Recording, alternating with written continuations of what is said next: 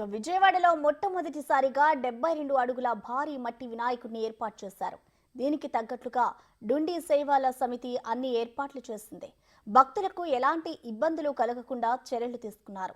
వరద తాకిడిని తట్టుకునే విధంగా 10 అడుగుల వెడల్పుతో 4 అడుగుల ఎత్తులో ఐరన్ బ్రిడ్జ్ను నిర్మించారు.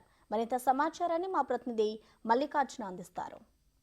విజయవాడ నగరంలో వచ్చిన వరదలు ప్రజలతో పాటు వినాయకుడి మీద కూడా పడింది. వినాయక చవితి పండగ విజయవాడ నగరంలో ఈసారి మాత్రం ఘనంగా జరగలేదని కూడా చెప్పుకోవచ్చు. ఇప్పుడు మనం ప్రస్తుతం ఆంధ్రప్రదేశ్ రాష్ట్రంలోనే అతిపెద్ద వినాయకుడైన దిండి వినాయకుడి దగ్గర విగ్రహం వద్ద కూడా ఉన్నాము.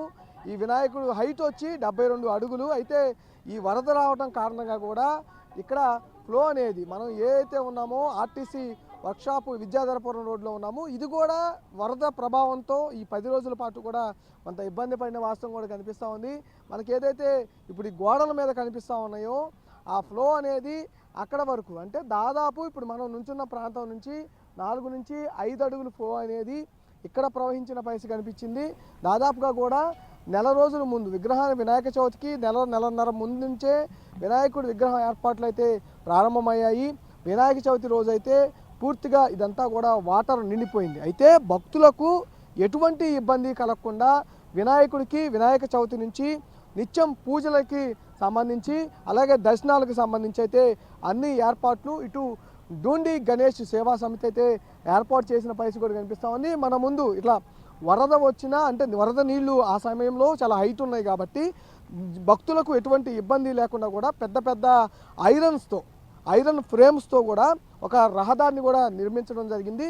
అటు తెలంగాణలోనే ఖైరతాబాద్ ఏరియాలోనే చూడాల్సి, కానీ ఏపీలో కూడా అతిపెద్ద వినాయకుడు అయితే ఇక్కడ చూడాలంటే మటుకు విజయవాడ ఏదైతే విద్యాధరపురం వద్ద ఏర్పాటు చేసిన డుండి గణేష్ సేవా సమితి ఆధ్వర్యంలో ఏర్పాటు చేసిన వినాయకుడిని చూడాలని చెప్పి కూడా చాలామంది భక్తులు మొదటి నుంచి వినాయక చవితి స్టార్టింగ్ నుంచి తయారు చేసిన నుంచి కూడా చాలామంది ఎదురు చూసిన పరిస్థితి. కానీ ఆకస్మికంగా వచ్చిన వరదల కారణంగా చూస్తామా లేదా, ఎందుకంటే లోపలికి రావాలంటే ఇప్పుడు మనం నడుస్తున్న వంతెన ఏదైతే ఉందో 4 అడుగుల పైన ఉన్న వంతెన ఇప్పుడు కొంచెం వాటర్ కూడా కింద కనపడుతున్న పరిస్థితి కూడా కనిపిస్తుంది. అందుకని భక్తులు వాటర్లో నడిచెళ్ళి దర్శనం చేసుకోవాలంటే ఇబ్బంది ఉంటుందనే ఉద్దేశంతోనే ఈ సేవా సమితి అయితే 4 అడుగుల పైన ఈ వంతెనని నిర్మించడం జరిగింది. ఇంత పెద్ద విగ్రహాన్ని చూడాలంటే తెలంగాణలో ఖైరతాబాద్లో ఉన్న విగ్రహాన్ని చూడాల్సి వస్తుంది. మన రాష్ట్రంలో ఇలాంటి విగ్రహం ఏర్పాటు చేయడానికి బాగా థ్రిల్లింగ్ ఉంది. ఈ విజయవాడలో ఇదే ఫస్ట్ టైం కదా, బాగుంది. భక్తులందరికీ శుభ్రంగా ఉంది. బాగా ఏర్పాట్లు బాగానే ఉంది. ఈ నేపథ్యంలో వరద అనేది కొంచెం ఇబ్బందికర పరిస్థితి అయితే విజయవాడ నగరానికి రావడం జరిగింది. వినాయక చవితి రోజు మొత్తం కూడా కొంచెం అంటే గతంలో జరిగిన వినాయక చవితికి ఈసారి జరిగిన వినాయక చవితికి కొంచెం డిఫరెన్స్ ఉంది. ఎందుకంటే వరద అనేది ఎక్కువగా విజయవాడ నగర వ్యాప్తంగా రావడం జరిగింది.